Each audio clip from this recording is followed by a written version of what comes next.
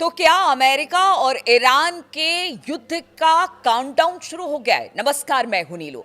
क्योंकि जिस तरह से खबर आ रही है वो चौंकाने वाली है और अमेरिका की ईरान को लेकर घेराबंदी और साथ ही साथ ये खबर आ रही है कि व्हाइट हाउस से एक लेटर निकलकर इजराइल पहुंचा है। बताया जा रहा है ये काउंटडाउन है, किस तरह से ईरान पर अमेरिका हमला करेगा इसका पूरा लेखा जोखा इस लेटर में है।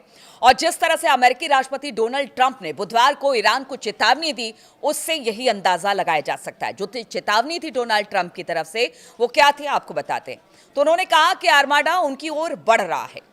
उन्होंने कहा कि ईरान को अपने विवादित न्यूक्लियर प्रोग्राम पर अमेरिका के साथ एक डील करनी चाहिए, नहीं तो ईरान को बड़े पैमाने पर अमेरिकी सैन्य हमले का सामना करना पड़ेगा।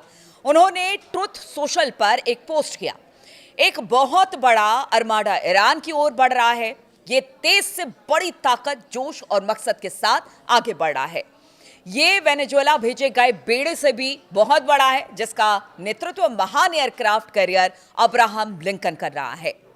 उन्होंने आगे लिखा कि उन्हें उम्मीद है कि ईरान अपने न्यूक्लियर हथियार के प्रोग्राम के बारे में एक निष्पक्ष और न्यायसंगत डील पर बातचीत करने के लिए बातचीत की मेज पर आएगा।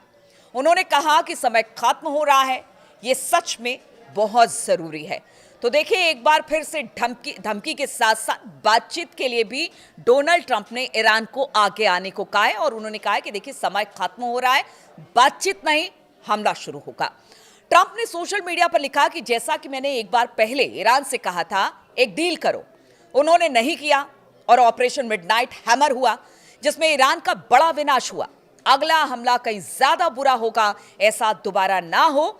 अमेरिका ने जून 2025 में ईरानी परमाणु फैसिलिटी पर हवाई हमले के सैन्य अभियान को ऑपरेशन मिडनाइट हैमर का नाम दिया था। अमेरिका का दावा है कि इन फैसिलिटी का इस्तेमाल न्यूक्लियर हथियारों में इस्तेमाल के लिए यूरेनियम को समृद्ध करने के लिए किया जा रहा था। यह पहली बार नहीं है जब ट्रंप ने ईरान को हमले की चेतावनी दी है। पिछले हफ्ते ट्रंप ने कहा था कि एक आर्माडा ईरान की ओर बढ़ रहा है, लेकिन उन्हें उम्मीद है कि उन्हें इसका इस्तेमाल ना करना पड़े। यह चेतावनी ईरान में देशव्यापी विरोध प्रदर्शन पर अधिकारियों की कार्रवाई के बाद आई थी। वहीं ईरानी विदेश मंत्री अब्बास अरागची ने बुधवार को कहा कि हाल के दिनों में उनका अमेरिकी विशेष दूत स्टीव विटकॉफ से किसी तरह का कोई संपर्क नहीं हुआ है और ना ही उन्होंने बातचीत का अनुरोध किया है। देखिए, पिछली बार का तो बहाना था कि परमाणु डील पर समझौता नहीं हुआ, इसीलिए हमला किया गया। बीते कुछ दिनों से हम देख रहे हैं ईरान में हालात किस तरह से हैं। प्रदर्शनकारी सड़कों पर हैं और कल जो तस्वीर सामने आई, यहां तक ईरानी मीडिया ने भी उन तस्वीरों को दिखाया। एक बार फिर से जितने भी प्रदर्शनकारी हैं वो सड़कों पर दिखाई दिए और उनको रोकने का प्रयास ईरान सरकार ने किया। तब चेतावनी दी थी। पिछली बार जब हुआ था प्रदर्शनकारियों का प्रदर्शन, तो ट्रंप ने कहा था कि अगर सरकार दमनकारी नीति ईरान की सरकार उठाती है तो फिर एक बड़ा सैन्य कार्रवाई अमेरिका की तरफ से किया जाएगा। और एक बार फिर से जब ईरान की सड़कों पर प्रदर्शनकारी दिखाई दे रहे हैं तो कहा यह जा रहा है कि हालात एक बार फिर से ईरान के अनुकूल नहीं है और ईरान में इन्हीं बातों को ध्यान में रखते हुए हो सकता है कि पिछली बार तो पीछे हट गए थे ट्रंप, लेकिन अब कभी भी ईरान पर हमला कर दे। लेकिन ईरान भी पूरी तरह से तैयार है और ईरान की तैयारी क्या है और जिस तरह से एक चक्रव्यूह रचना अमेरिका ने की है, ईरान ने भी उसके तमाम जितने भी इस वक्त न्यूक्लियर फैसिलिटी की बात की जाए या अब्राहम लिंकन की बात की जाए या तमाम जहाज और फाइटर प्लेन्स की बात की जाए, उसके लिए एक व्यू रचना ईरान की तरफ से भी हो गई है, वो भी हम आपको बताते हैं। ऐसे में अगर अमेरिकी राष्ट्रपति की बात की जाए तो अगर डील नहीं होता है तो फिर ईरान अमेरिका की ये डील नहीं होगी तो फिर क्या होगा, अमेरिका की क्या मंशा है, ये तो सब जानते हैं। लेकिन अगर ईरान ने पलटवार किया तो किस तरह से मुकाबला होगा, ये आपको बताते हैं। तो दुनिया की सबसे शक्तिशाली सेना रखने वाले अमेरिका के सामने सैन्य तुलना में ईरान कहीं नहीं ठहरता है, लेकिन तेहरान ने पिछले कुछ दशकों में अपनी मिसाइल क्षमता में भारी निवेश किया है। वर्तमान में ईरान के पास मिडिल ईस्ट का सबसे बड़ा मिसाइल जखीरा है, जिसमें 3000 से ज्यादा खतरनाक यूनिट्स मौजूद हैं।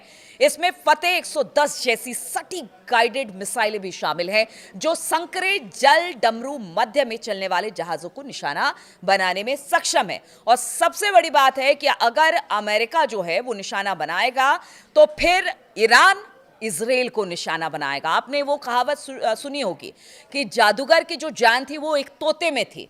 अगर इजराइल को ईरान निशाना बनाता है, उस पर ज़बरदस्त हमले करता है, क्योंकि पीछे जो हमला हुआ था उसमें इजराइल को अच्छा खासा नुकसान हुआ था, तो फिर अमेरिका पर भी इसका प्रभाव पड़ेगा। इसीलिए उसकी तैयारी ईरान की तरफ से भी कर ली गई है। निशाना अमेरिका भी होगा और इजराइल के भीतर घुसकर भी उसे निशाना बनाने की कोशिश ईरान करेगा। अब अमेरिकी नौसेना की बात की जाए तो उसके खिलाफ तेहरान की सबसे प्रभावी रणनीति मिसाइलों की बारिश करने की बनाई गई है। एक साथ सैकड़ों ड्रोन, रॉकेट, मिसाइलें लॉन्च करने की तैयारी में ईरान दिखाई दे रहा है। ईरान अमेरिकी कैरियर स्ट्राइक ग्रुप के रडार को ओवरलोड कर सकता है। ईरान ने अपनी इस रणनीति का सफल प्रदर्शन जून 2025 में किया था, जिसमें इजराइल के खिलाफ युद्ध के दौरान देखने को मिला था कि किस तरह से एक साथ इतनी मिसाइलें दागी गई कि जितने भी उसके रडार थे या फिर जितने भी बस्टर बम्स लगाए गए थे या तमाम चीजें थी, सब फेल होती हुई दिखाई दे रही थी। ईरान ने एक साथ सैकड़ों मिसाइलें छोड़कर इजराइल के आयरन डोम और एरो 3 सिस्टम को फेल कर दिया था। बड़ी संख्या में ईरान मिसाइलें इजराइल के अंदर गिरी, जिससे भारी नुकसान हुआ। अब धीरे धीरे समय बीतता चला जा रहा है। युद्ध के मुहाने पर ईरान अमेरिका है, काउंटडाउन शुरू हो चुका है, लेकिन दुनिया एक और युद्ध के लिए तैयार नहीं है।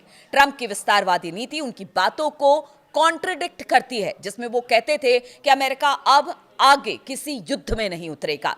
अमेरिका ने ईरान के अवैध तेल व्यापार को हालांकि निशाना बनाने के लिए कई तरह के प्रतिबंध का इस्तेमाल किया। इसके अलावा अमेरिका ने ईरान के खिलाफ कई सैन्य कार्रवाइयां भी की है, ताकि तेहरान को बातचीत की मेज पर लाकर खड़ा किया जा सके, न्यूक्लियर प्रोग्राम को रोका जा सके। ट्रंप ने अपने पहले कार्यकाल के दौरान 2018 में ओबामा युग के न्यूक्लियर डील से अमेरिका को बाहर निकाल लिया था, ये कहते हुए कि ये डील खराब और सड़ी हुई है। लेकिन अब जब ट्रंप की बात की जाए तो वो एक बार फिर से बातचीत की मेज पर आना चाहते हैं, लेकिन साथ साथ ये भी धमकी दे रहे हैं कि देखिए समय बहुत कम है और इस समय रहते अगर ईरान चेत गया तो ठीक है, वरना एक बड़ी सैन्य कार्रवाई ईरान के ऊपर होगी। और ईरान ने भी कह दिया है कि देखिए इस बार हम पूरी तरह से तैयार हैं। इतनी मिसाइलें इजराइल और अमेरिका पर गिरेगी कि उनको भारी नुकसान होगा और इसका खामियाजा मिडिल ईस्ट ही नहीं बल्कि पूरी दुनिया इसका खामियाजा भुगतने को तैयार रहे।